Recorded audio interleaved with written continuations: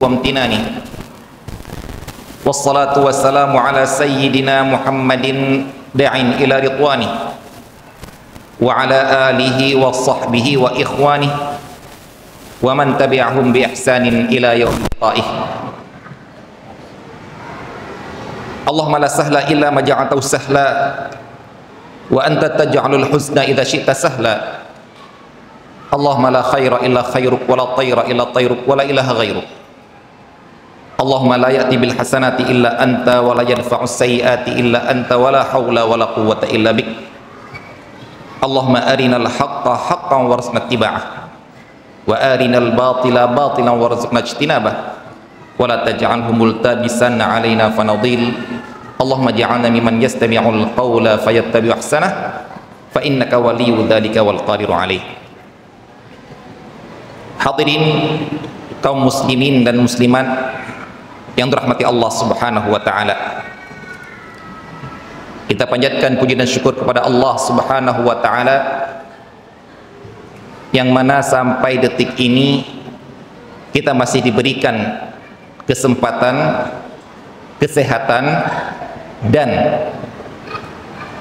kita bisa memanfaatkan kedua-duanya itu untuk beribadah kepada Allah Subhanahu wa taala. Salah satunya adalah dengan duduk di masjid antara dua salat, yang mana di situ akan mendapatkan doa dari para malaikat, akan dia memintakan ampun oleh para malaikat, dan alhamdulillah kita duduk di antara dua salat ini juga sedang menuntut ilmu, mendengar ayat-ayat dan hadis Rasulullah sallallahu alaihi wasallam, yang tujuan kita adalah semuanya untuk beribadah kepada Allah Subhanahu wa taala, memperberat timbangan amalan kebaikan kita di akhirat kelak. Kaum muslimin dan muslimat yang dirahmati Allah Subhanahu wa taala,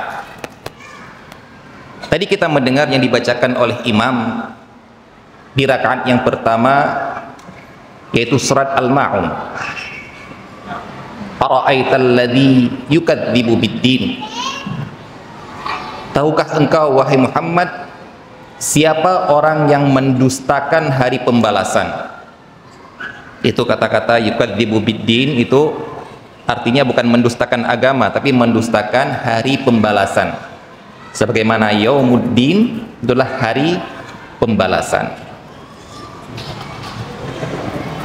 Subhanahu wa ta'ala mempertanyakan ini, padahal jawabannya adalah, kalau kita jawab, orang yang tidak percaya hari akhirat. Kalau kita ditanya kepada kita, apakah kamu percaya pada hari kiamat? Percaya. Apakah kamu percaya pada hari kebangkitan, hari pembalasan? Percaya. Tapi ternyata Allah Subhanahu wa ta'ala untuk membuktikan dia mendustakan hari pembalasan atau tidak, bukan dengan ucapan, bukan dengan pembuktian lisan, tapi di ayat berikutnya, fadzalikal ladzi yad'ul yatim. Ternyata pembuktiannya harus dari amalan. Kamu ini percaya hari akhir atau tidak? Pembuktiannya dari amalan, dan amalannya ternyata amalan sosial.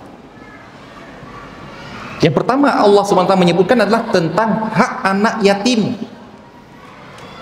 Orang yang mendustakan hari akhirat adalah, yang mendustakan hari pembalasan adalah mereka yang melanggar hak anak yatim. Itu makna sebenarnya yadu'ul yatim, tidak memberikan hak anak yatim yang sebenarnya. Walaupun dalam terjemahan bahasa Indonesia diartikan dengan menghardik anak yatim. Wala yahuddu ala ta'amil miskin. Yang berikutnya adalah yang tidak mengajak memberi makan kepada fakir miskin. Insya Allah. Jadi ternyata bukan kamu percaya pada hari akhir ya? Ya percaya. Tapi pembuktiannya apa? Kepada anak yatim gimana? Kepada anak yatim bagaimana tanggapan kamu? Kepada fakir miskin kamu kasih makan enggak? Kalau enggak, berarti dusta. Yukadzibu biddin. Dusta ucapan kamu dengan mengatakan bahwasanya kamu percaya kepada hari pembalasan. Masya Allah.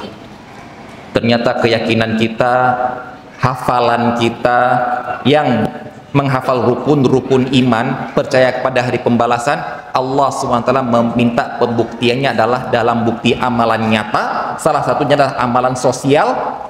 Kalau tidak, berarti kita dinamakan pendusta, cuma ngomong tok tapi tidak ada buktinya. Masya Allah.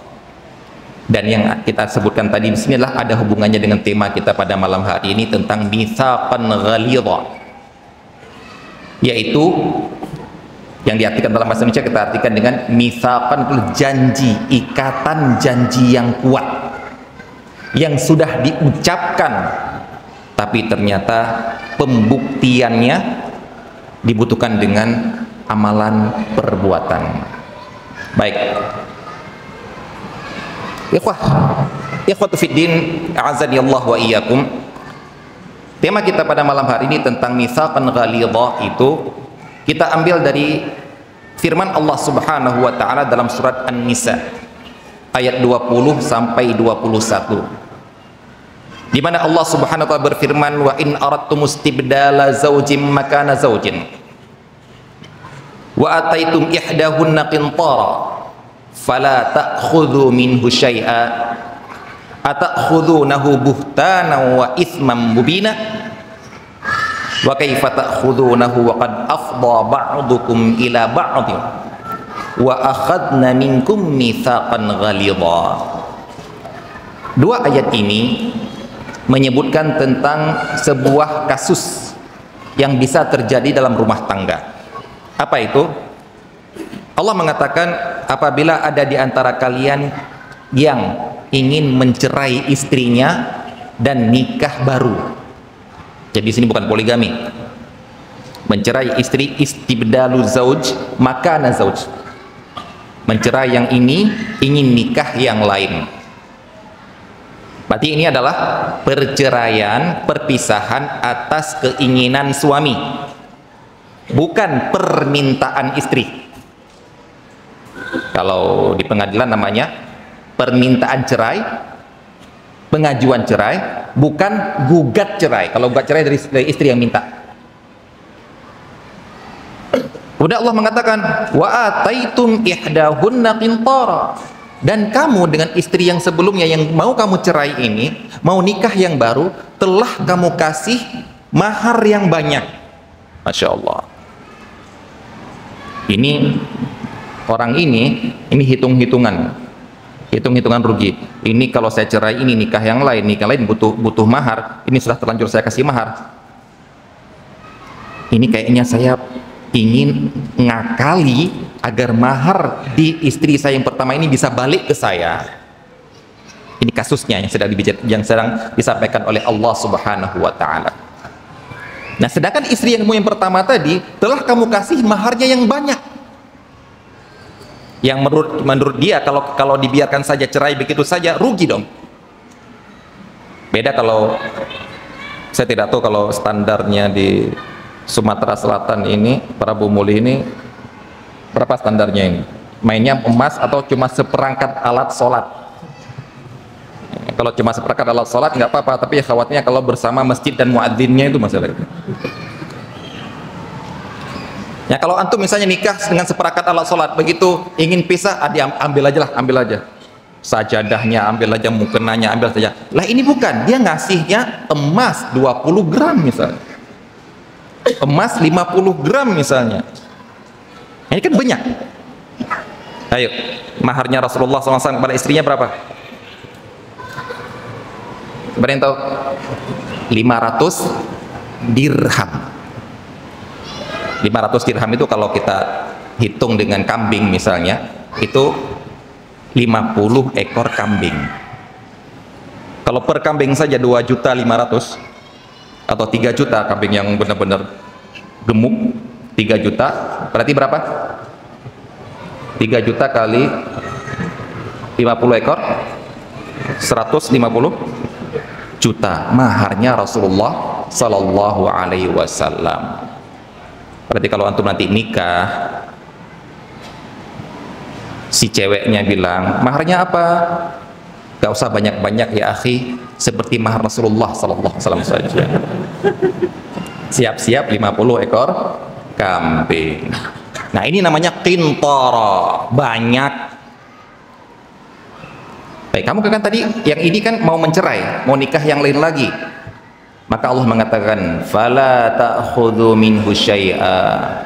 Jangan pernah kamu mengambil balik mahar yang sudah kamu kasih ke istri yang pertama yang kamu mau cerai itu, jangan pernah kamu ambil balik. Atakhudhunahu buhtana wa itsman mubina. Ini merupakan pertanyaan namun retoris, pertanyaan yang tidak butuh jawaban.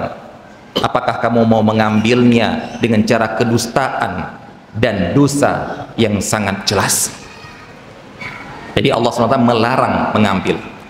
Maksudnya melarang mengambil di sini bagaimana? Ini yang dikatakan oleh para ulama dengan menggantung.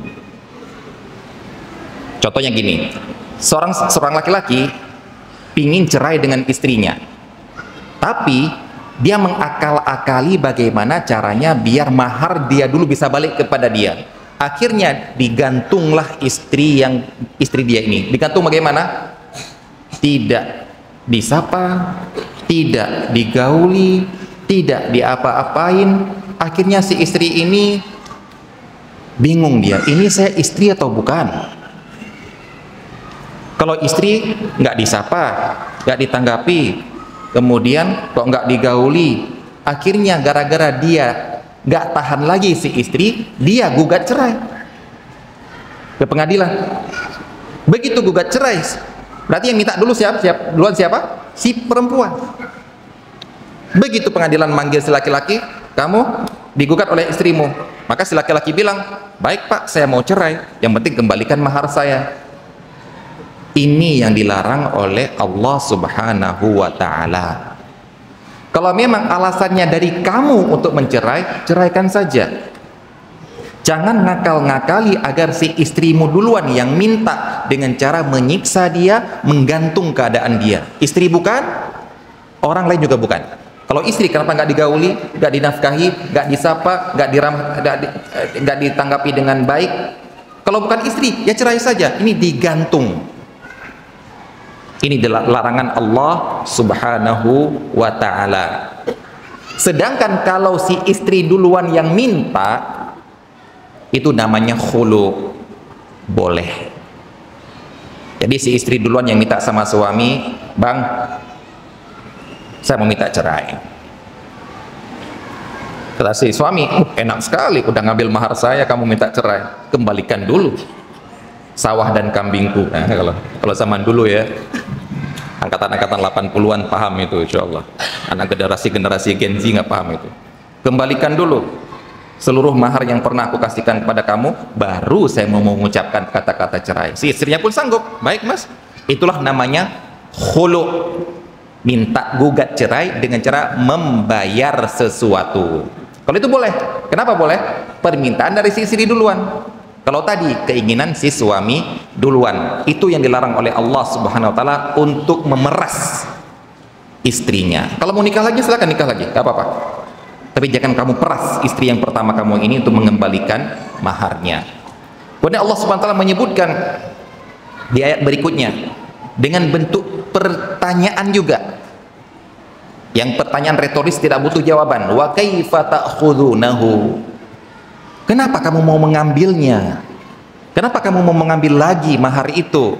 Waqad afdha ba'dukum ila ba'din. Sedangkan kalian sudah saling bergaul.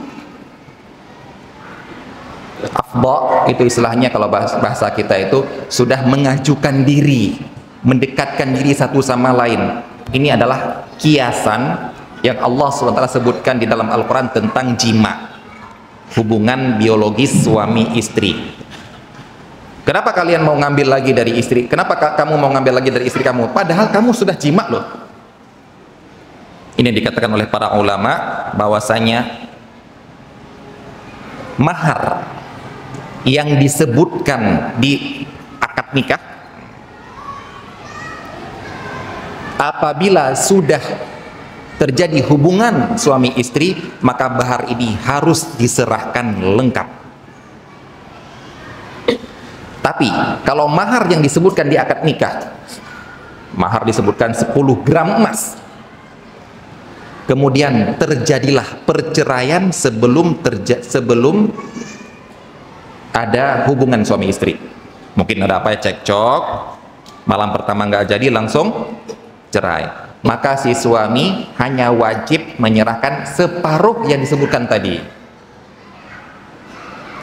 Tapi kalau sudah terjadi hubungan suami istri, maka si suami wajib menyerahkan seluruh yang disebutkan tadi. Maka Allah mengatakan, wa kaifa ta'khudunahu wa qad afdha ba'dukum ila ba'din. Pada kalian sudah saling menyerahkan diri sendiri sesama kalian, yaitu jima. Wa akhadna minkum mitsaqan ghalidha. Dan istri kamu telah mengambil perjanjian yang tegas, yang kuat dengan diri kamu. Nah, ini yang kita bahas di sini tentang mitsaqan ghalidha. Apa itu mitsaqan ghalidha? Disebutkan di dalam tafsir, perkataan Al-Hasan dan Ibnu Sirin dan Dhahhak dan Qatadah, mitsaqan ghalidha yang dimasukkan di sini adalah akad nikah, yaitu ucapan wali ketika akad nikah. Memang ini perjanjian antara istri yang mengambil perjanjian yang kuat dengan suaminya, tapi si istri bukan dia yang mengatakan langsung, lewat walinya. Dikatakan oleh Al-Hasan dan Ad-Dhahhak di sini, yaitu ucapan wali, zawwajtukaha ala ma akhadallahu lin-nisa'i 'ala ar-rijali min imsakin bi ma'rufin aw tasrihim bi ihsan. Yaitu, aku nikahkan kamu dengan apa yang telah diperintahkan Allah Subhanahu wa taala bagi kamu, yaitu imsakun bi ma'ruf aw tasrihum bi ihsan. Ini permintaan Allah Subhanahu wa taala terhadap akad nikah adalah imsak bi ma'ruf. Kalau kamu tetap ingin bersama istrimu, inilah imsak, membiarkan jadi istri, lakukan dengan ma'ruf. Jangan siksa dia. Kalaupun kamu mau tasrihun, ingin pisah, ingin cerai, lakukan dengan ihsan. Masya Allah, perintah Allah Subhanahu wa taala. Kamu bersatu di atas ma'ruf, sesuatu yang baik. Kalau mau pisah, pisah baik-baik. Itu perintah Allah Subhanahu wa taala. Dan na'udzubillahi min dzalik, kebanyakan di kita biasanya kalau terjadi perceraian itu terjadi permusuhan, bukan dua orang, dua keluarga, bahkan mungkin bisa dua kecamatan. Kok bisa? Wallahu ta'ala alam. Padahal tidak seperti itu diberitakan oleh Allah Subhanahu wa ta'ala. Bersatulah kalian baik-baik.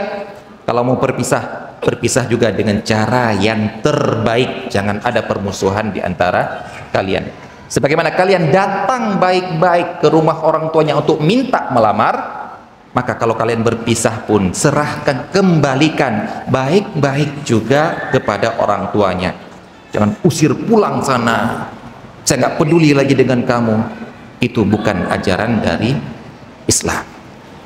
Baik, berarti yang dimaksudkan dengan mitsaqan ghalidha dalam ayat ini apa? Akad nikah. Itu adalah sebuah perjanjian yang insya Allah kita ini yang sudah menikah sudah pernah kita ucapkan.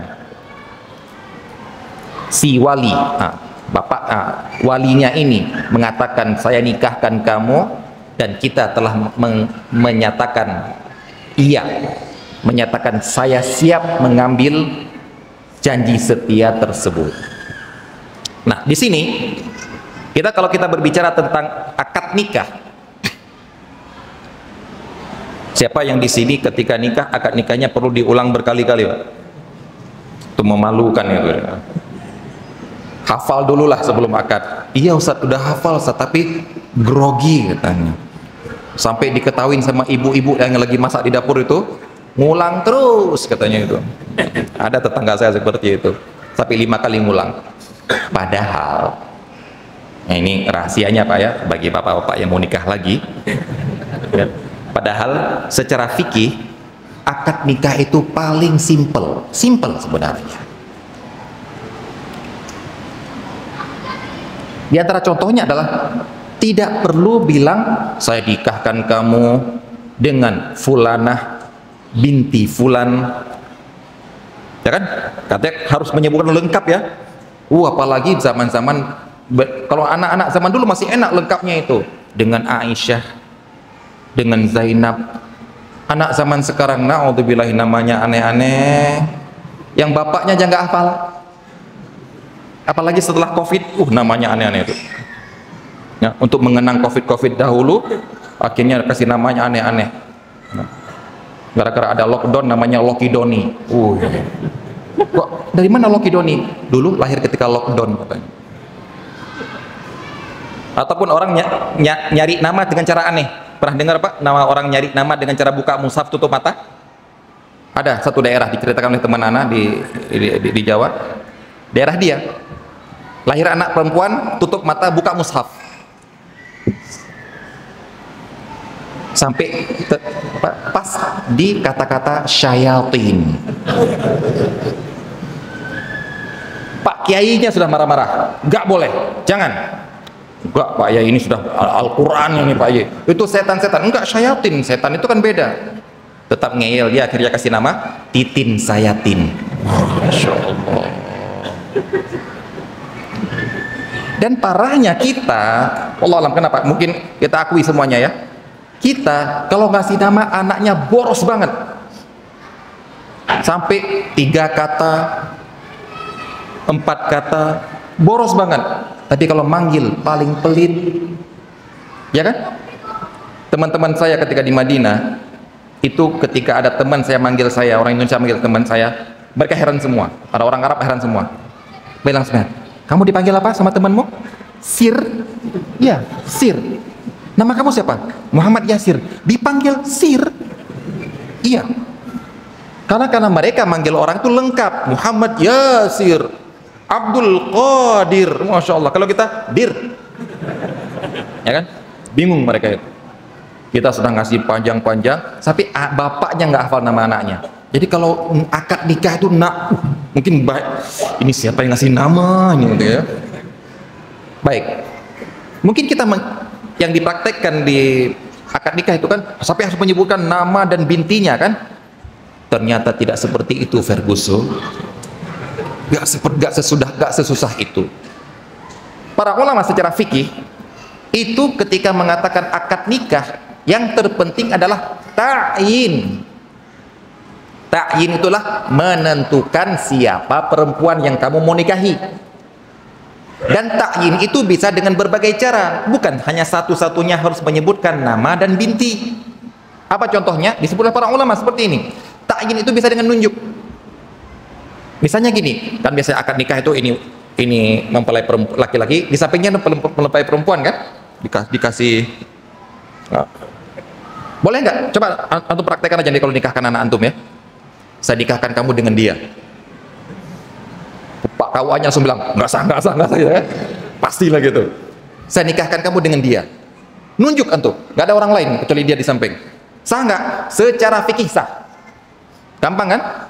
Gampang. Itu salah satunya, itu dengan cara menunjuk.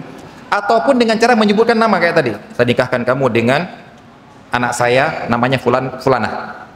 Nggak usah pakai binti. Nah, anak saya kok. Ataupun si laki-laki ini, si wali ini cuma punya anak satu toh, anak perempuan satu-satunya. Yang lain laki-laki semua. Anak perempuan satu-satunya, semua orang tahu. Laki-laki, si mempelai perempuan laki-laki tahu, dia tahu, Pak KUA tahu, saksi tahu. Saya cuma punya anak perempuan satu-satunya. Kemudian saya bilang, saya nikahkan kamu dengan anak saya. Sah nggak? Secara fikih sah. Cuma saya nasihatin jangan dipraktekkan ya. Disuruh ulang lagi nanti untuk. Kenapa seperti itu? Wallahu ta'ala alam. Kenapa tuh sampai untuk nikah itu sampai saya nikahkan kamu dengan Fulanah binti Fulan. Kemudian, apakah dalam akad nikah wajib menyebutkan mahar? Tidak wajib. Nggak ada para ulama yang mengatakan wajib. Jadi kalau misalnya sangat sederhana ya, saya nikahkan kamu dengan dia, Laki-laki menjawab, saya terima. Selesai. Sah. Gak ada, saya terima nikahnya dengan nggak ada perlu. Saya terima, selesai. Enak kan? Enak. Tapi kalau di Indonesia harus menyebutkan sampai mahar-maharnya. Pernah ada kejadian ya, siapa yang pernah lihat di video sampai ke di Facebook sampai ke video buat saya, ketika saya nikahkan, mau nikah dengan mahar sekian juta rupiah, dibayar tunai, ditanya sama penghulunya, mana maharnya? Sudah ditransfer, Pak? Ada nggak siapa yang pernah lihat videonya? Ditransfer gimana ya? Kan ini harusnya tunai. Jadi menurut dia tunai itu harus segepok uang di depan. Mungkin menurut dia tunai itu, transfer itu bukan tunai. Mungkin gara-gara dia sering masuk tol, tidak menerima uang tunai. Padahal yang maksud tunai di dalam akad nikah adalah beda antara utang dengan tunai. Nak dan tunai itu sekarang saya serahkan, utang nanti saya serahkan. Ya, yang biasanya kalau kita ngomong tunai itu keras suaranya tuh. Saya bayar dengan mahar 5 gram emas tunai. Biar orang dengar semuanya. Tapi kalau utang dengan mahar 5 gram emas utang. Ya. Jadi sebegitu sederhananya akad nikah, namun ini adalah mitsaqan ghalidha. Kamu telah mengambil perjanjian yang sangat kuat antara kamu dengan si istri kamu nantinya ini. Makanya jangan kamu cukupkan dengan lisan tok, tapi tolong praktekkan itu semua dalam kehidupan kamu sehari-hari bersama dengan istri kamu. Nah, marilah kita lihat beberapa hal di dalam kehidupan berumah tangga yang menyebutkan bagaimana mitsaqan ghalidha ini berlaku antara suami istri. Apa tanggung jawab hak antara suami istri yang berlaku gara-gara ucapan kamu tadi? Ucapan apa? Saya terima nikahnya dengan gini. Baik, yang pertama yaitu hubungan aurat.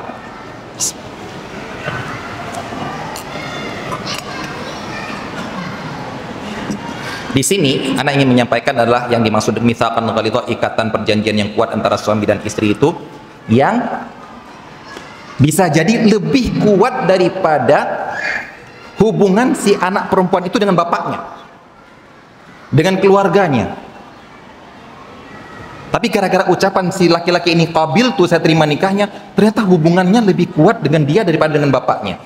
Di antaranya yaitu hubungan aurat. Dengan kamu mengatakan saya terima nikahnya, itu antara kamu dengan perempuan itu sudah non aurat. Bapaknya sendiri, darah daging dia sendiri itu tidak boleh melihat ke sesuatu yang boleh dilihat oleh suaminya. Itu sepakat para ulama itu. Ketika anaknya sudah balik, seorang bapak, anaknya sudah balik, kalau masih kecil oke lah, terlihat semuanya. Kalau sudah balik, di tubuh anak perempuannya itu ada hal-hal yang tidak boleh dilihat, terutama yang antara pusar dengan lutut anaknya. Nggak boleh berdalil apa? Kan anak saya nggak aurat.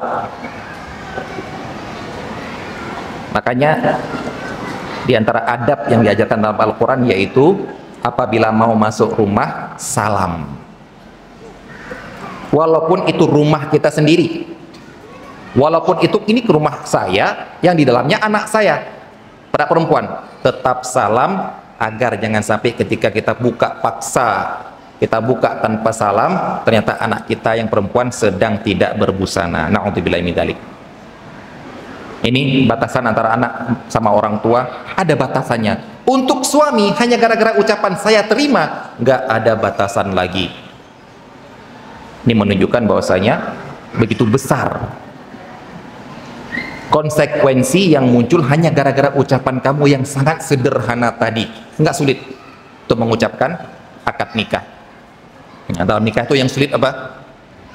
Mencari jodohnya. Itu kira-kira siapa yang mau sama saya gitu. Kalau sudah ada yang mau, insya Allah untuk ucapan akad nikah gampang-gampang saja. Baik. Mungkin ada sebagian yang paham, yang memahami bahwasanya Ustadz kan ada yang mengatakan tidak boleh memandang ke suami, memandang ke kemaluan istri, kelamin istri, ataupun istri ke kelamin laki-laki. Dari mana kamu tahu? Ada Ustadz yang mengatakan seperti itu. Di kitab juga ada seperti itu. Jawaban anak adalah iya, benar ada di kitab seperti itu. Bahkan di kitab Mazhab Syafi'i yang tipis itu, di kitab ringkas itu, Matan Abi Syuja juga disebutkan. Akan tetapi orang yang mensyarah kitab ini mengatakan ini pendapat yang tidak kuat. Yang kuat dalam mazhab Syafi'i adalah yang mu'tamad, boleh suami istri saling melihat kepada alat kelamin pasangannya, karena sebagaimana mereka boleh menikmati, dan salah satu bentuk menikmati itulah bukan hanya dengan anggota tubuh kelamin, tapi boleh juga dengan anggota tubuh yang lain, yaitu dengan mata. Ya, kalau Anda mengatakan ada yang mengatakan benar, saya katakan ada yang mengatakan seperti itu. Namun pendapat yang kuat di antara para ulama boleh memandang dan non aurat. Baik, yang berikutnya, mitsaqan ghalidhan, ini akan melahirkan sebuah konsekuensi yang lain, bahkan lebih kuat daripada antara si anak perempuan ini dengan orang tuanya, yaitu hubungan nafkah. Jadi wahai para suami, dengan Anda mengatakan saya terima nikahnya, itu seakan-akan Anda telah mengikat janji dengan si bapak perempuan itu. Pak, sekarang tugas menafkahi bukan bapak lagi, saya sebagai suaminya. Yang dulu silakan bapak yang menafkahi, kalau sekarang saya yang akan siap untuk menafkahinya. Itulah laki-laki sejati, bukan laki-laki yang memanfaatkan kekayaan istri dari kekayaan mertua. Tapi muncul ungkapan, saya pernah mendengar ungkapan, gak apa-apa salah cari istri, asal tidak salah cari mertua, kata.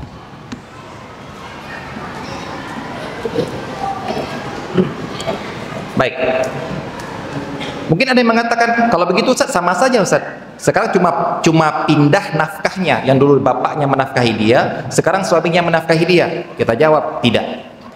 Nafkah suami kepada istri itu lebih, kita katakan apa, lebih ketat, bukan lebih ketat, lebih berat tanggung jawabnya daripada nafkah bapak kepada anak perempuannya. Dari sisi mana? Dari dua sisi. Ini perhatikan, untuk nafkah antar kerabat dengan nafkah antar suami istri sangat-sangat beda di dalam fikih. Nikah antar kerabat itu maksudnya nikah bapak untuk anaknya, nafkah anak untuk bapaknya, nafkah saudara untuk saudaranya, nafkah ponakan untuk pamannya. Itu namanya nafkah sesama kerabat yang diikat dengan hubungan darah atau hubungan rahim, yang dinamakan dengan silaturahim. Itu ada saling menafkahi di antara mereka. Antar suami istri cuma satu arah saja, yaitu suami ke istri. Kalau kerabat sesama, sama. Anak bapak, anak kakak, adik, kakak, itu sama mereka. Bedanya di mana? Bedanya adalah menafkahi sesama kerabat itu karena kebutuhan. Suami menafkahi istri karena akad. Bedanya di mana, Ustaz? Bedanya adalah berarti kalau kerabat kamu tidak butuh dinafkahi. Kenapa nggak butuh? karena dia mampu, maka Anda tidak wajib menafkahi dia. Tapi kalau suami, si istri lebih kaya dari dia, si istri punya bisnis jualan online, si suami punya penghasilan juga tapi lebih rendah daripada penghasilan istri. Pertanyaannya, wajib nggak suami menafkahi istri? Wajib, Masya Allah. Itu kan ucapan aja Pak ya, kenyataannya di rumah wallahu alam. Wajib ya, yang penting sudah tahu hukumnya dulu ya, wajib. Baik, sekarang kalau antar kerabat, misalnya bapak punya anak laki-laki, masih SD, belum balik berarti, masih SD, tapi dia, anak bapak ini, dapat wasiat dari neneknya. Wasiatnya tanah, dijual tanahnya, uang 250 juta, neneknya mewasiatkan, kasihkan ke cucu saya, kalau saya mati nanti, uang 250 juta. Dan ternyata setelah hitung-hitungan wasiat, berhak si anak itu, cucu dia, yaitu anaknya bapak, dapat 250 juta. Baik, misalnya sekarang anak bapak yang anak SD ini punya di tabungan dia, atas nama dia ataupun bapak pegang 250 juta, padahal tabungan bapak sendiri cuma ada uang 10 juta misalnya, gaji bulanan. Pertanyaannya, wajib nggak bapak menafkahi anak bapak? Wajib nggak Pak? Nggak wajib. Saya tidak wajib menafkahi anak saya yang sudah punya uang yang lebih, yang sudah punya uang itu. Secara fikih saya tidak wajib menafkahi dia. Kenapa? Jawabannya, karena dia tidak butuh. Terus nafkah dia dari mana? Dari uang dia sendiri yang saya kelola. Jadi bayangkan ya, jadi pahami ya? Yang saya kelola, bukan untuk dihabisin sama orang tuanya ataupun investasi bodong ke ibunya biar ibu simpan nak ya, jadi skincare. Tapi uang dia, ini uang dia, saya kelola untuk kebutuhan dia. Jadi kalau mau beli baju baru pakai uang dia. Loh, kakaknya yang SMP yang belum punya masalah seperti itu masih saya nafkahi.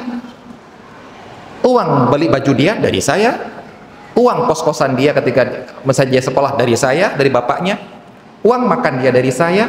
Tapi yang ini SD ini uang dari mana? Beli baju dia dari uang dia, makan dia dari uang dia, sekolah dia dari uang dia. Kenapa? Itu secara fikih Pak. Saya nggak zolim. Oh kok bisa yang itu pakai uang bapak, yang ini pakai uang saya? Nggak zolim saya. Karena itulah namanya nafkah antara kerabat. Hanya berlaku jika orang yang dinafkahi ini butuh. Kalau dia nggak butuh, nggak wajib nafkah. Contoh lain, Anda punya orang tua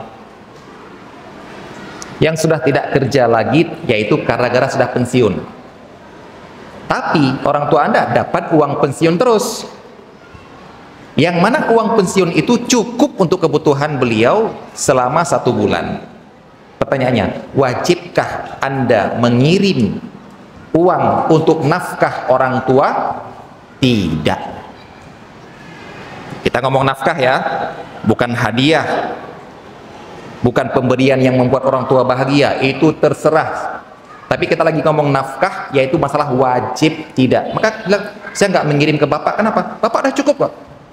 Bapak punya toko yang disewakan, setiap bulan dapat uang 15 juta, kebutuhan sebulan cukup.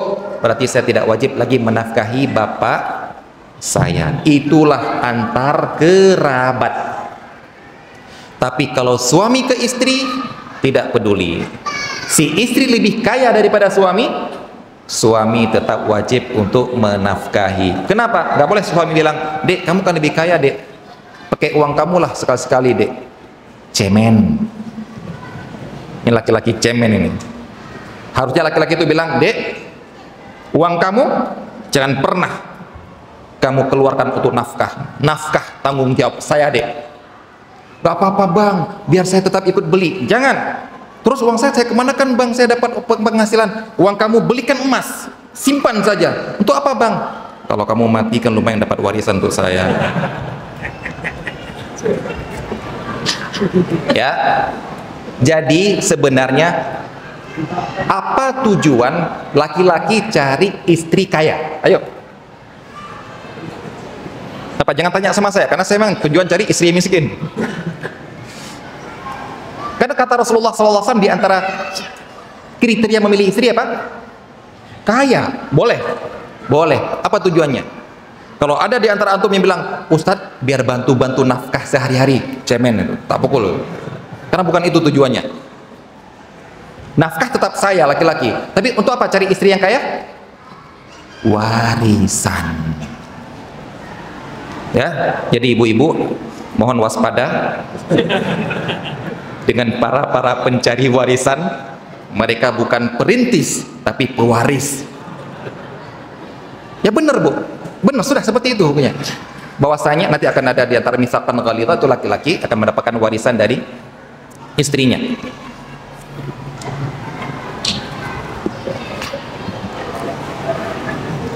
Ya, ini namanya tujuan mencari istri yang kaya adalah dapat warisan. Kalau dia meninggal dapat, kalau bukan separuh dapat seperempat, tergantung dia punya anak atau tidak.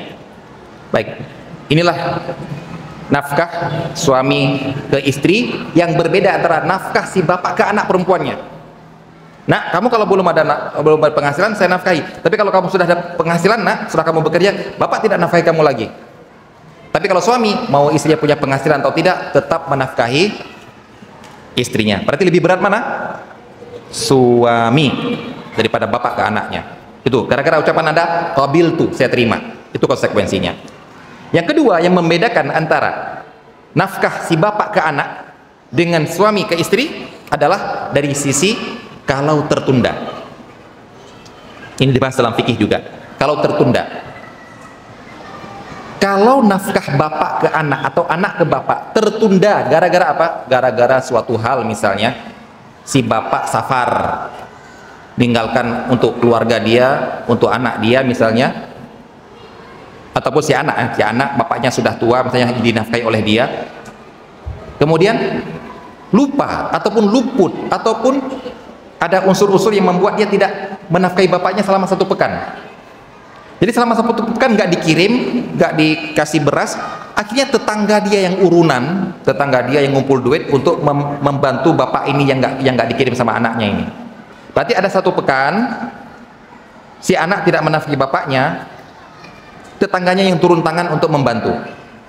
Kemudian pekan berikutnya, pertanyaannya, wajibkah si anak ngerapel?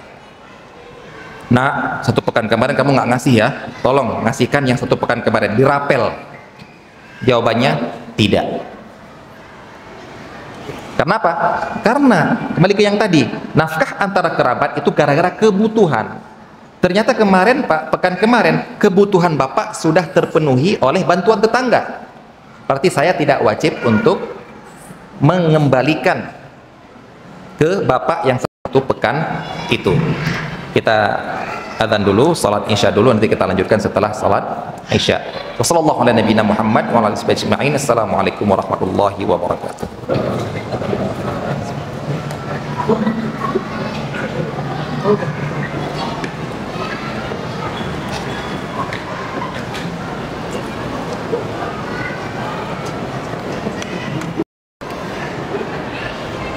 Alhamdulillah. Wassalatu wassalamu ala rasulillah wa ala alihi wa sahbihi wa mawala wa la hawla wa la quwata illa billah.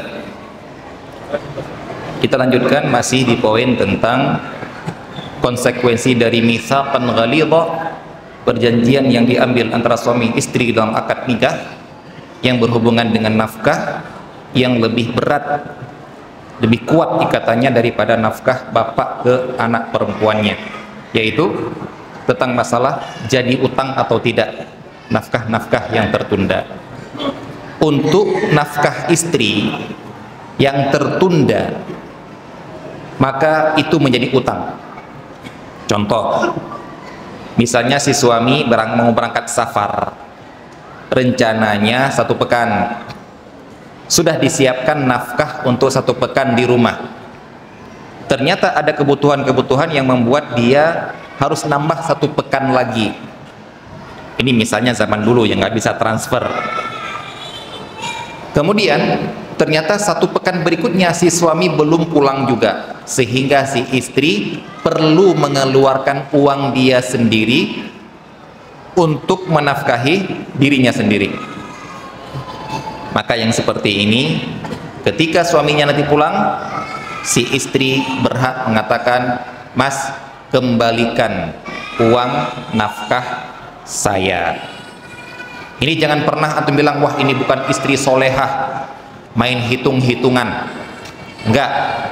Tapi ini adalah istri yang paham fikih, dan dia menuntut hak, dan menuntut hak itu bukan minta-minta. Menuntut hak itu adalah kamu yang wajib memberikannya. Saya bukan peminta-minta, saya bukan pengemis, saya bukan minta uang untuk menambah kekayaan saya. Saya minta hak saya yang mana sebelum saya minta pun harusnya kamu sudah ngasih. Kalau kamu memang laki-laki yang bertanggung jawab. Yang ketiga, yang masih berhubungan dengan nafkah, nafkah suami ke istri itu lebih didahulukan daripada nafkah suami ke orang tuanya.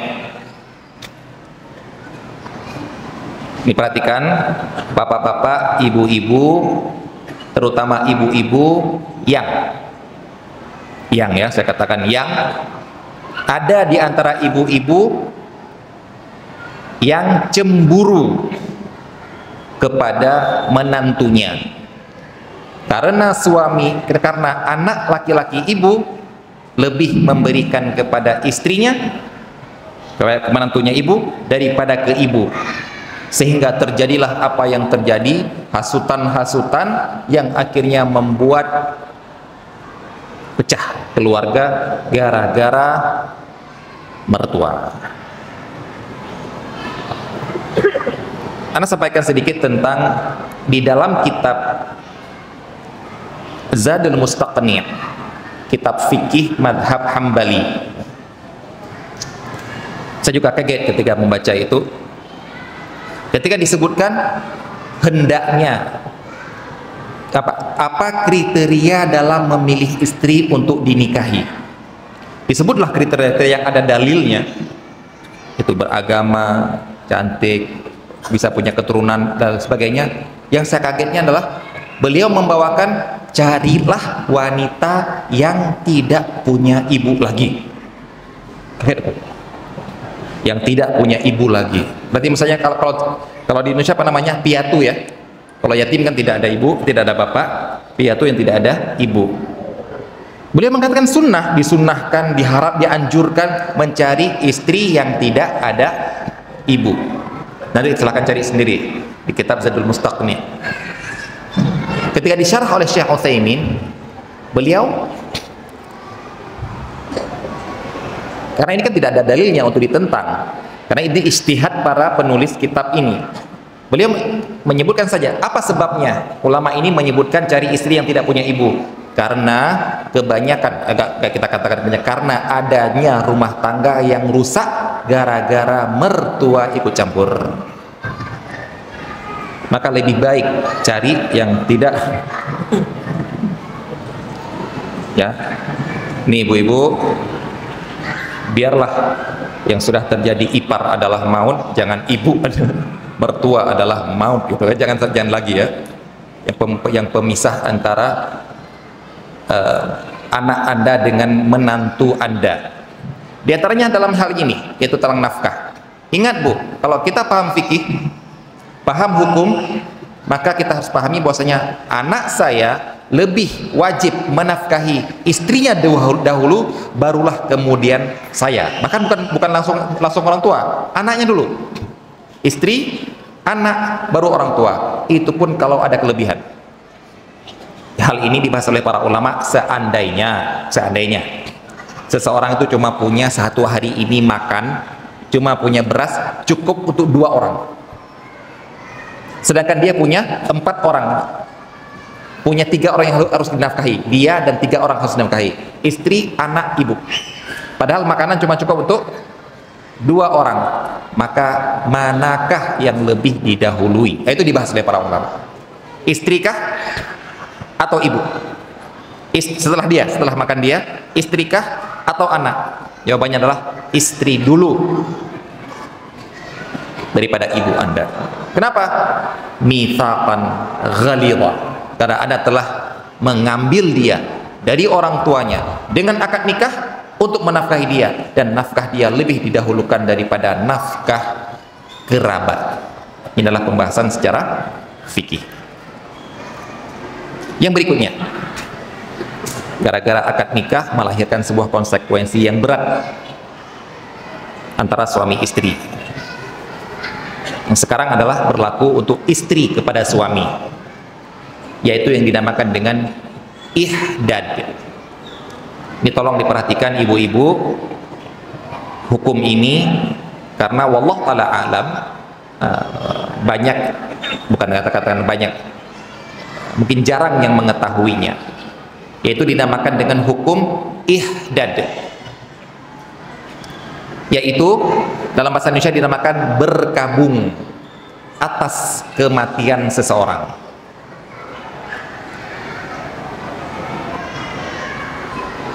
Seandainya suaminya meninggal dunia, suami meninggal dunia, maka si istri punya masa iddah. Masa iddah istri adalah kalau istri tidak dalam keadaan hamil, itu 4 bulan 10 hari. Apa maksud masa iddah ini? Si istri tidak boleh menerima lamaran. Haram hukumnya menerima lamaran, dan haram hukumnya orang melamar. Nah, terkadang kan orang-orang yang kutumbu jandamu itu begitu suaminya meninggal dunia nggak sabaran, langsung bilang saya akan melamar kamu. Haram, ucapan begitu haram. Yang boleh adalah bikin gombalan-gombalan kiasan.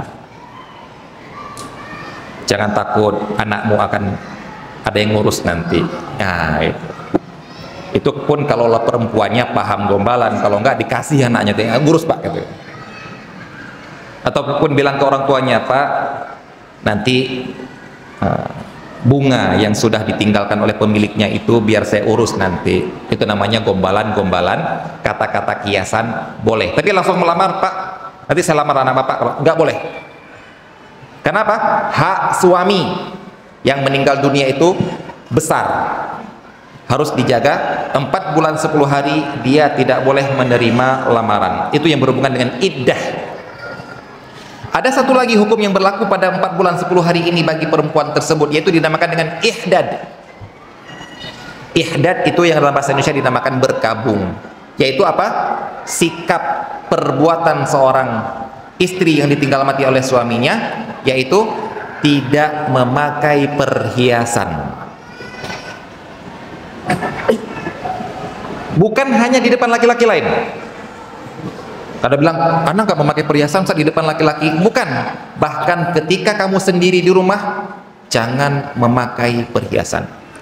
Jangan pakai celak. Jangan pakai lipstik kalau zaman sekarang. Kalau zaman dulu, di antara perhiasan wanita adalah celak. Nggak boleh. Kenapa? Itulah, Masya Allah, Tabarakallah, besarnya hak suami yang harus ditaati oleh istri. Sampai dia meninggal pun dia harus berkabung 4 bulan 10 hari, gak boleh pakai perhiasan. Yang dia pakai perhiasan copot semuanya, karena ini hak suami ketika dia hidup. Ketika dia meninggal, saya harus menghormatinya. Saya tidak melakukan memakai perhiasan. Begitu juga tidak boleh pakai baju-baju yang bagus, yang biasa dipakai untuk menarik perhatian suami. Maka tinggalkan itu semua, baju-baju biasa saja. Baik, itu namanya ihdad. Kemudian di antara hukum ihdad adalah tidak boleh keluar rumah. Kecuali kalau kebutuhan mendesak harus ke pasar beli, boleh. Tapi tidak boleh keluar tinggal di rumah orang lain, walaupun ke rumah anaknya. Jadi benar-benar harus tinggal di rumah di mana suaminya meninggal. dia berada di sini, dia bersama suaminya di sini, suaminya meninggal, maka tinggallah di sini selama 4 bulan 10 hari, kecuali kalau kontraannya sudah habis, rumah dinasnya sudah habis, baru boleh dia pindah ke tempat lain. Kalau masih tetap rumahnya dia, kontraannya masih lama, 4 bulan 10 hari tidak boleh keluar dari rumah ini.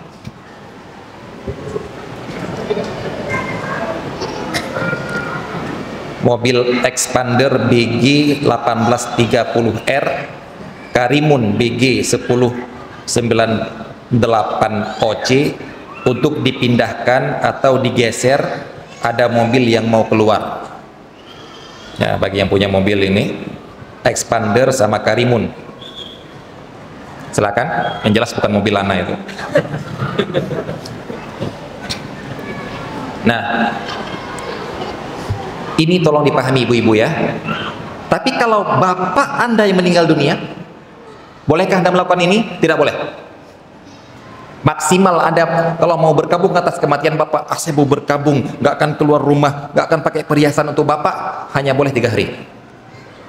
Tapi kalau untuk suami, itu pun nggak wajib untuk bapak.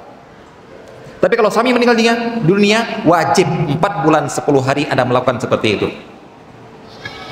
Nah, yang terjadi biasanya suaminya meninggal, dapat santunan uang dari perusahaan, minggu depan umroh, haram, sabar. Ataupun istri meninggal dunia, anaknya, bu pindah ke sini aja bu, ibu jangan sendiri di sana, pindah aja ke rumah saya. Nggak boleh. Saya pernah ada seorang bertanya, teman saya dulu waktu di Jogja dulu, masa udah lama, dia bilang, Ustadz, ibu saya, bapak saya meninggal dunia, ibu saya gini. Intinya biasanya orang nanya-nanya gitu, ya biar boleh. Hati-hati yang Ustadz yang ditanyakan itu, dia sudah paham nggak boleh. Dia sudah paham ibunya harus 4 bulan 10 hari di rumah itu. Tapi Ustadz, ibu sendiri di sana Ustadz, saya gini, nggak boleh. Tapi Ustadz, nggak boleh. Nah bilang lagi, terus jangan keluar, ya gimana Ustadz? Antum yang ke sana. Jangan ibu antum pindah ke sini, padahal antum bisa tinggal di sana. Dan itu yang Anda lakukan ketika ayah Anda meninggal dunia. Kita bagi keluarga kita 4 bulan 10 hari ini, Anda 1 bulan. Benar-benar pulang dari Jember ke Aceh untuk menemani Umi 1 bulan. Kemudian ganti yang lain, ganti sampai 4 bulan 10 hari, baru Umi boleh kemana-mana, ke cucu-cucunya, ke anak-anaknya, tinggal di sini sebentar, di sana sebentar, baru boleh. Baik, begitu juga jangan tidak boleh memakai perhiasan. Ini hak suami. Tolong diperhatikannya ibu-ibu, karena inilah ya mungkin banyak yang nggak paham sehingga menganggap udah pakai perhiasan, pakai baju yang berhias, pakai emas, kalung emas, tidak boleh. Ini saking besarnya hak suami, beda dengan orang lain yang meninggal dunia. Ini dinamakan dengan ihdad. Yang berikutnya yang menyebabkan mitsaqan ghalidha antara suami istri yang lebih berat daripada, yang lebih besar daripada dengan orang tuanya, yaitu dalam warisan. Mari kita lihat, mari kita bandingkan warisan untuk suami dari istrinya yang meninggal, dari seorang wanita yang meninggal dunia, warisan dia untuk suaminya dengan warisan dia untuk bapak dan ibunya. Perhatikan, ini bagi bapak-bapak, ibu-ibu yang punya anak gadis, yang punya anak perempuan kemudian bapak nikahkan.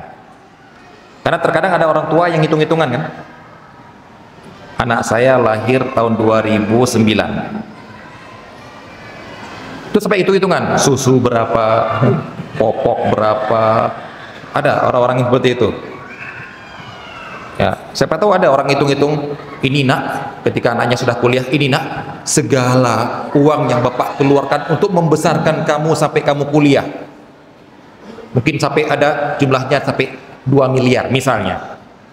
Jadi si bapak telah mengeluarkan uang untuk membesarkan anaknya agar sampai umur 21 tahun ataupun 20 tahun atau sampai dia kuliah, sudah mengeluarkan 2 miliar. Kemudian anaknya kuliah, selesai, tamat, kemudian bekerja, dapat penghasilan, kemudian bisa mandiri. Senang orang tuanya kan? Misalnya si anaknya ini sudah bisa menabung uangnya, misalnya menabung uangnya 2 miliar misalnya. Si anak ini yang udah besar ini punya usaha bisnis, bisa menabung 2 miliar. Kemudian si anak perempuan ini kita misalkan, si anak perempuan ini menikah. Menikahlah dia. Selesai akad nikah. Kemudian mereka berangkat mau bulan madu, naik mobil, tabrakan.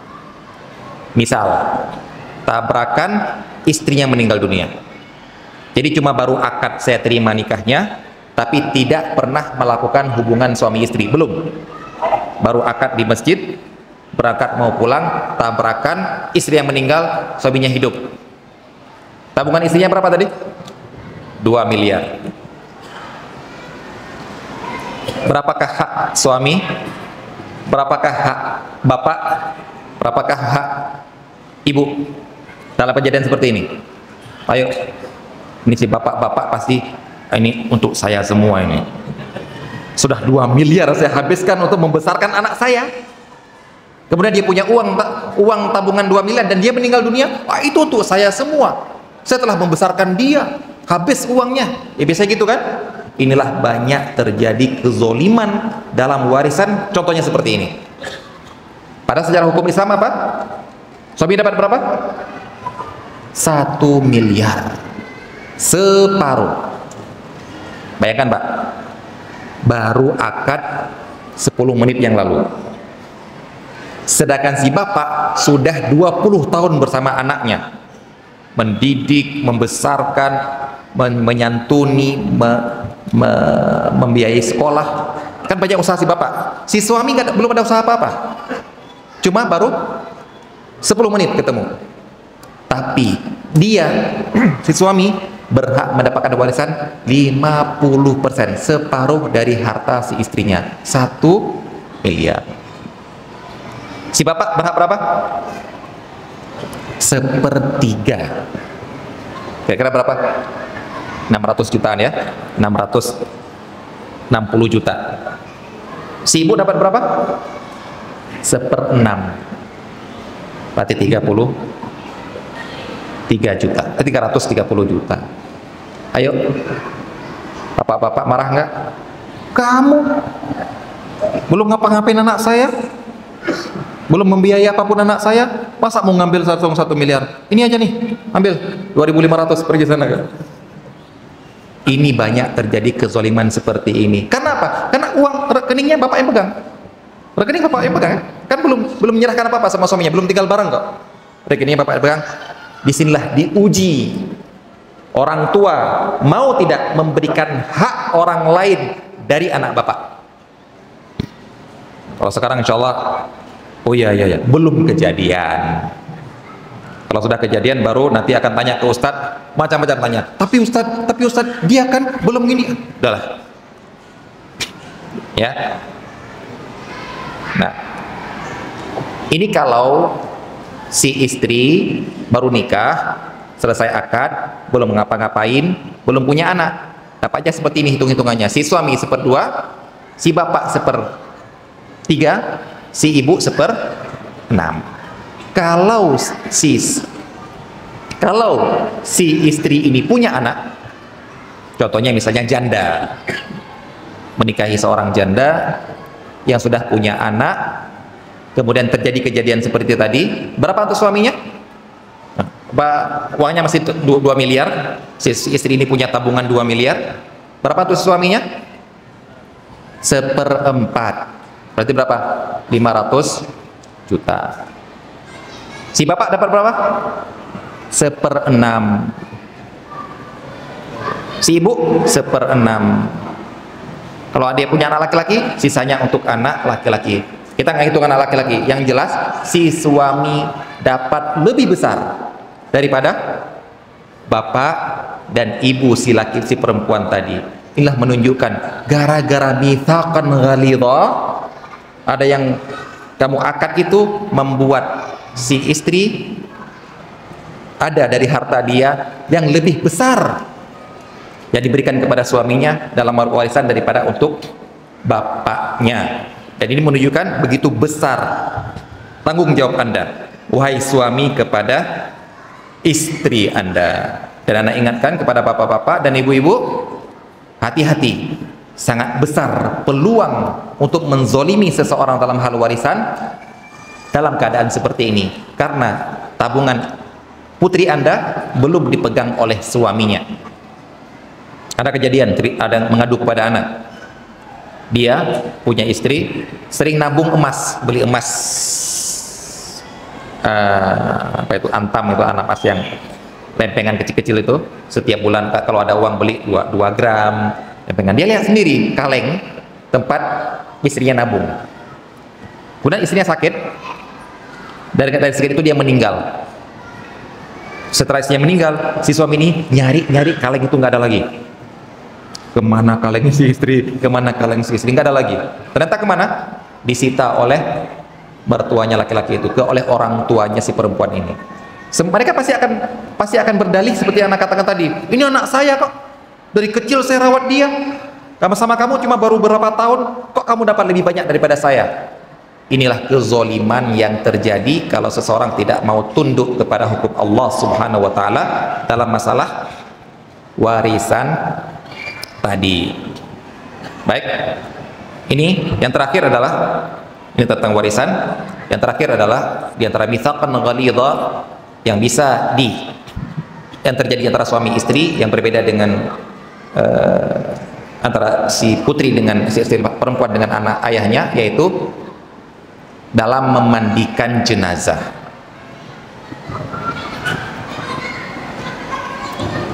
Ataupun sebelum itu kita merujuk kembali ke yang poin yang sebelumnya tentang ihdad. Tadi kan dikatakan Ustadz, bilang ihdatnya wanita, berkabungnya wanita atas kematian suami, yang nggak boleh nikah dulu sampai masa iddah. Kalau sebaliknya Ustadz, yang mati istri, suaminya berkabung nggak Ustadz? Langsung nikah lagi. Detik ini pagi istrinya meninggal, sore sudah ngelamar lagi. Kira-kira tetangga bilang apa itu? Ya sudah, kita nggak peduli dengan omongan tetangga. Intinya boleh secara syar'i. Adapun secara sosial kemasyarakatan ya dijagalah omongan tetangga. Baik, yang terakhir adalah ingin saya sampaikan tentang memandikan jenazah suami istri. Baik, anak perempuan yang meninggal dunia yang sudah balik, boleh nggak bapaknya memandikan dia? Nggak boleh. Sesayang-sayangnya bapak kepada anaknya, ataupun semulia-mulianya bapak, contohnya apa? Rasulullah SAW.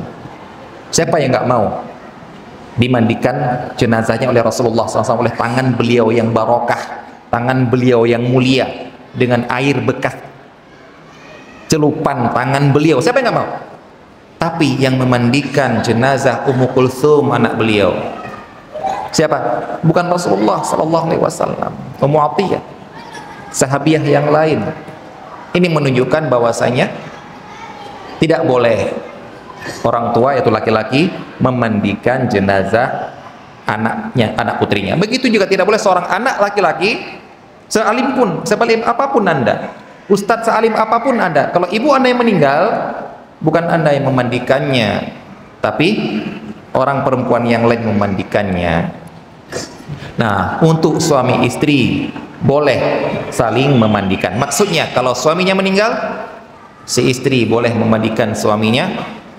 Kalau suaminya meninggal, kalau istrinya meninggal, si suami boleh memandikan istrinya. Ini menunjukkan bagaimana besarnya tanggung jawab ataupun konsekuensi yang berasal dari hanya sekedar saya terima nikahnya, ataupun saya nikahkan kamu dengan anak saya terima nikahnya, kata-kata yang singkat, namun kata-kata itu bisa membedakan banyak konsekuensi yang bisa membedakan antara zina dengan nikah, antara tidak bertanggung jawab dengan melahirkan tanggung jawab yang besar. Nah, pertanyaannya, siap atau tidak? Yang jadi masalah adalah kebanyakan kita itu seperti menginstal aplikasi komputer. Siapa yang sering? Taunya cuma apa? Next, next, next, agree, oke. Baca nggak? Siapa yang baca agreement itu di komputer itu? Nggak ada yang baca kan? Pokoknya next, next, next, next, next, tekan paling bawah, agreement, oke. Itu seringnya kita mengadakan itu akad, saya setuju dengan akad ini, tapi baca nggak konsekuensinya? Enggak. Itu seringnya kita melakukan akad nikah. Tahu nggak setelah kamu nikah ini apa kewajiban kamu, apa yang harus kamu serahkan, apa hak istri, apa yang boleh kamu tuntut kepada istrimu, apa yang harus kamu berikan kepada istrimu? Nggak ada yang tahu. Tapi ya itulah kejadian. Akhirnya kita baru belajar setelah jadi suami, baru belajar setelah jadi bapak. Kan sebaiknya tahu dulu baru melangkah. Tapi itulah kejadian kita. Tapi tidak apa-apalah, lebih baik terlambat daripada tidak sama sekali. Baik, ini dapat kita sampaikan pada hari ini. Semoga dapat bermanfaat. Insya Allah kita jawab beberapa pertanyaan yang masuk. Sudah habis waktunya sebenarnya ya.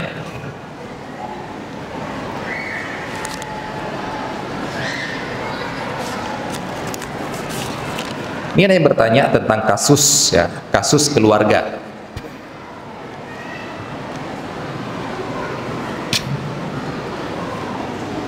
Ana sarankan kepada orang-orang yang punya kasus,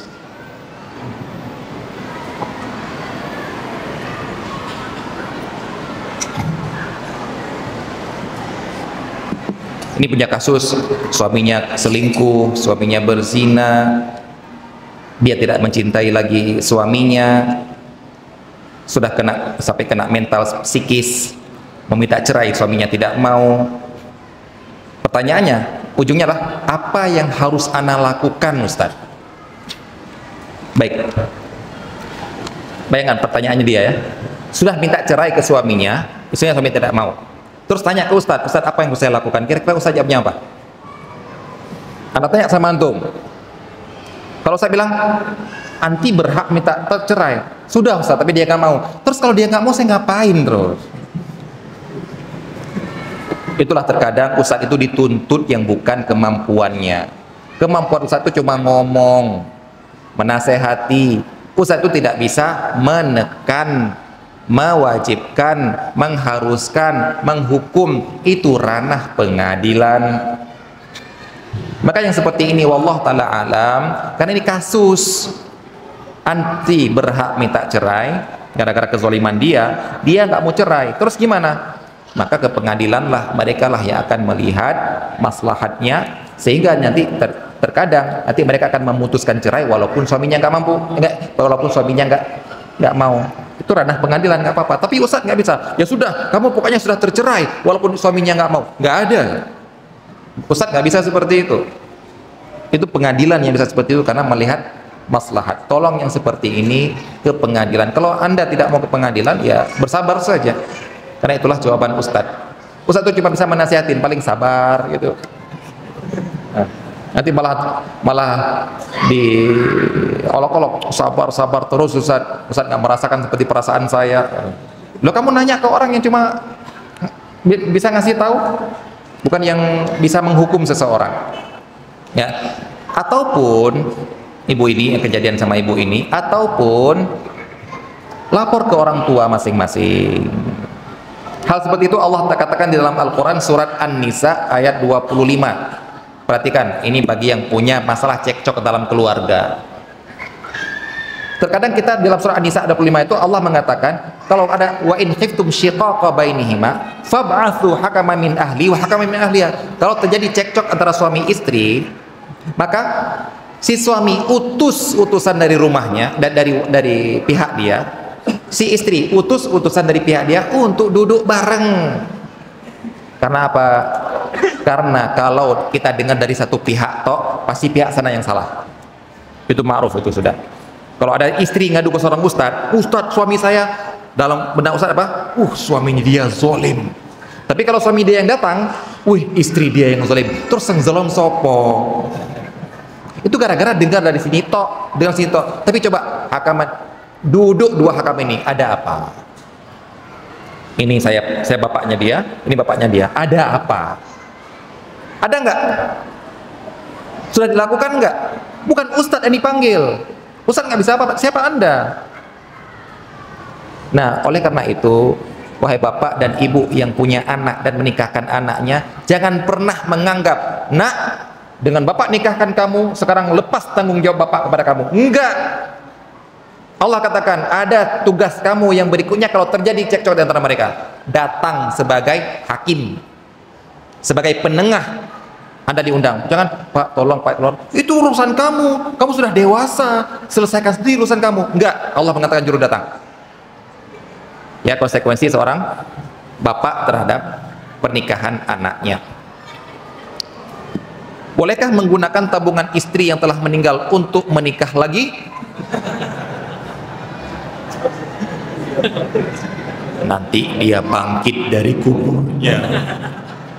Jadi judul sinetron baru nanti gitu. Uang siapapun, bukan hanya istri, uang siapapun yang meninggal dunia, di sana hak ahli waris. Kalau memang Anda mengambil hak Anda dari istri Anda itu seperdua, kalau istri Anda nggak punya anak, ataupun seperempat dari istri Anda yang tidak punya anak, itu hak Anda, tidak menzolimi hak mertua Anda, itu orang tua istri, tidak menzolimi hak anak Anda dari istri Anda. Kemudian ini Anda pakai untuk nikah lagi, silahkan. Tapi kalau Anda pakai seluruhnya untuk menikah lagi, ada hak orang lain dalam harta ini. Dan saya tahu yang bertanya ini adalah pengecut yang baru berani menikah lagi setelah istrinya meninggal. Ya kan? Alasan aja itu tanya, bolehkah mengambil, pengecut aja ini. Apakah mengurus mertua? Emangnya mertuanya gendut tuh? Mertua gendut dikurusin gitu kan, mengurus itu. Apakah mengurus mertua sama dengan pahala mengurus ibu sendiri? Jawabannya tidak. Jangankan itu, berbakti kepada ibu saja sudah beda dengan berbakti kepada bapak kandung. Ya kan? Ibumu, bapakmu, 3 tingkatan hak ibu yang lebih tinggi daripada bapak. Antum mau memandikan dengan mertua? Tidak. Tidak ada yang bisa menyaingi ibu kandung karena hanya dia yang melahirkan kita. Jadi kalau tanya tentang pahala, kewajiban, maka kita katakan tidak sama. Tapi pasti dapat pahala? Pasti. Jangankan itu, antum mengurus hewan yang mau mati saja, antum ngurus sampai bisa sehat kembali dapat pahala, apalagi mertua. Mana tadi? Apa hukum tunangan? Anda balik bertanya, apa itu tunangan? Nanti karena jangan-jangan anak mengungkapkan sesuatu boleh, yang dibayangkan dia adalah jalan-jalan sama tunangannya, gitu kan? Boleh tunangan. Oh, berarti boleh jalan-jalan sama tunangannya, makan bareng sama tunangannya. Apa dulu tunangan? Kalau melamar, datang melamar, diiyakan oleh bapaknya, iya, tapi nikahnya nanti habis. Biasanya di sini musim kawin, musim kawin di sini bulan berapa? Pak, booking. Wah, ini seharusnya saya booking ini cewek ini. Pak, booking. Siap nak, kita terima lamarannya. Tapi nikahnya nanti ketika habis wisuda ya. Kapan wisudanya Pak? 2 bulan lagi. Dia sudah selesai skripsi ini. 2 bulan lagi. Ini tunangan atau bukan? Jadi sudah diterima. Berarti orang lain nggak boleh masuk lagi. Haram masuk. Sudah diterima. Cuma waktu pernikahannya ada waktu. Kalau Anda menamakan ini tunangan, nggak apa-apa, silakan tambahkan. Kalau Anda menamakan lamaran, diterima. Tapi bolehkah mereka? Oh, sudah sah secara. Oh, boleh jalan-jalan, ini boleh SMS apa, WhatsApp-WhatsAppan, boleh video call, enggak boleh. Dia ajnabi. Dia perempuan yang belum halal untuk Anda perlakukan seperti suami istri. Ya, kalau apa yang masukkan tunangan dulu? Kalau ini, oh tukar cincin Ustaz. Dengan memasukkan cincin, berarti itu ada menyentuh perempuan yang tidak halal, ataupun ada memakai cincin. Nah, tapi kalau anak sudah menyerahkan cincin, Ustaz, nggak apa-apa, itu mahar. Jadi makanya apa dulu tunangan Anda maksudkan? Kalau hanya sekedar melamar, diterima lamaran, sah, itu punya Anda. Maksudnya bukan punya, itu adalah calon Anda yang tidak boleh direbut oleh orang lain, tidak boleh dilamar orang lain. Cuman waktu nikahnya nanti. Baik, kita cukupkan di sini. Semoga dapat bermanfaat. Semoga Allah Subhanahu wa taala menjadikan kita orang-orang yang mau bertanggung jawab terhadap ucapan yang kita katakan. Kita bertanggungjawabkan di hadapan Allah Subhanahu wa taala. Wassallallahu ala nabiyina Muhammad wa ala alihi ajma'in. Assalamualaikum warahmatullahi wabarakatuh.